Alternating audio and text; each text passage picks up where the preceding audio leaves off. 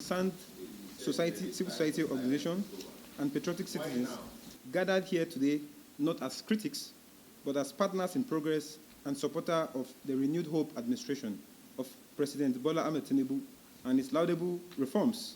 Nevertheless, we find it very imperative at this critical juncture to draw the attention of national and international leaders to the sensitive matter of monumental financial misappropriation under the leadership of the now dismissed GCEO of the NNPC, Mr. Kyari.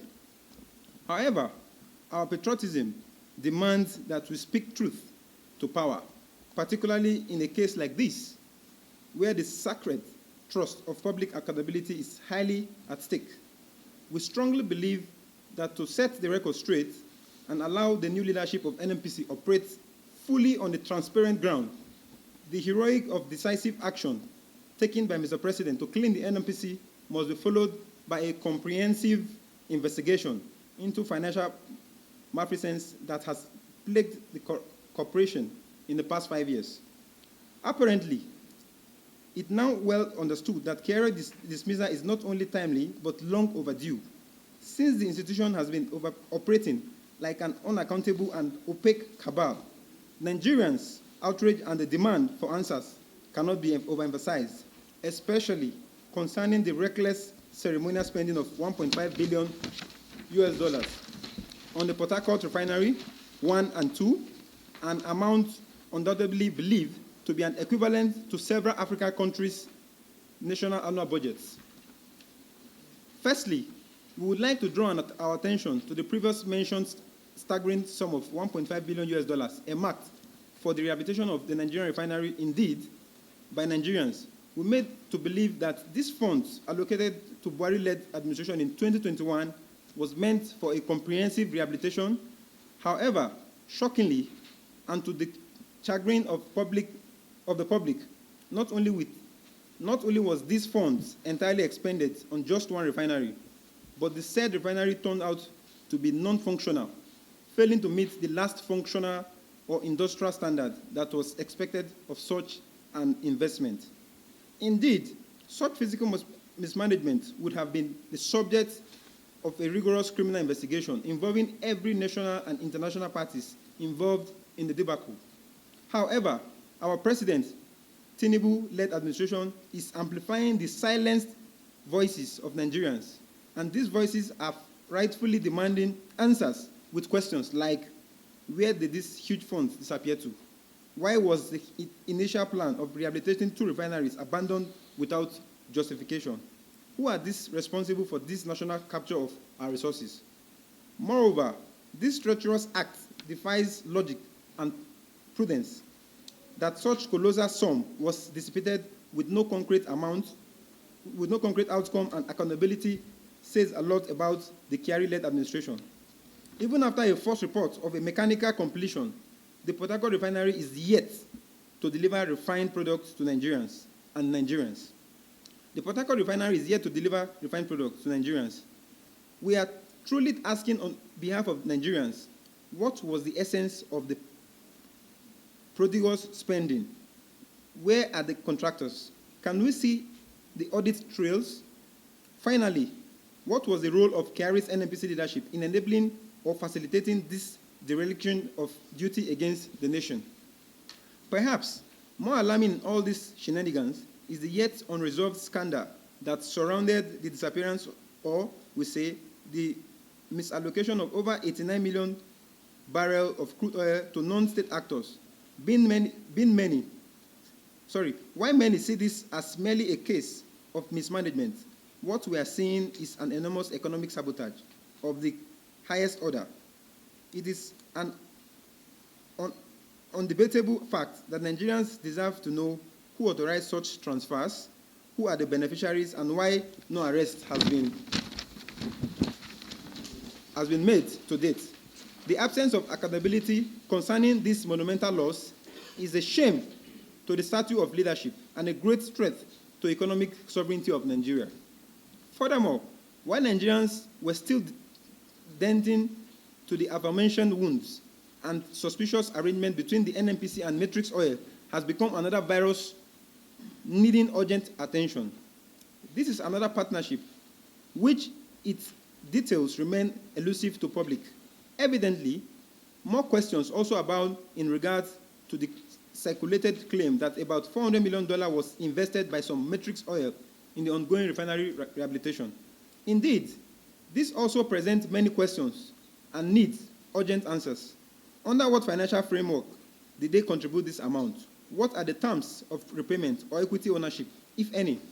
Nigerians are asking, did this partnership follow the provision of the Procurement Act? What was the due process that preceded this alliance? What has Nigeria benefited from this alliance? And most importantly, what are these losses we have incurred? However, upon consideration of the aforementioned questions, it is obvious that the lack of transparency here is nothing short of deliberate obfuscation to mask a syndicate of financial irregularities. In our view, we believe that Matrix Oil may have been used as a vehicle to siphon public funds in disguise of offering technical services and partnerships. Undoubtedly, the gross mismanagement of funds in oil and gas sector over the past 5 years have stifled Nigerians' economic and infrastructural development, impoverished citizens who have been making their tax contributions, and sabotage sustainability, with millions of Nigerians currently experiencing multidimensional poverty. Every budgeted and spent dollar largely counts. However, the existence of a continued silence on the financial atrocities committed under Kyari's leadership has been a bad signal to the international community that Nigeria tolerates economic malfeasance. It is a placard example of what erodes investors' confidence and invites speculative capital rather than stable foreign direct investment, FDI. This NNPC revelation revealed an elite syndicate conspiracy against the citizens of the great country. It is betrayal of the Nigerian dream, and its economic hemorrhage must stop. In addition to the many atrocious adventures of Kyari's leadership, the suspicion of the Naira for crude policy under his tenure was monumental and a disservice and disability to our local economy. Such a policy, if properly implemented and passed, would undoubtedly have insulated Nigeria from dangerous and harsh set effects of foreign exchange volatility, provided petroleum products to local industries at subsidized cost, and strengthened the Naira against the dollar. Unfortunately, the selfish, egomanic Kyari was more concerned about his ill gains. We therefore urge Engineer Ojulari to immediately reinstate the policy with strict anti-corruption oversight mechanisms.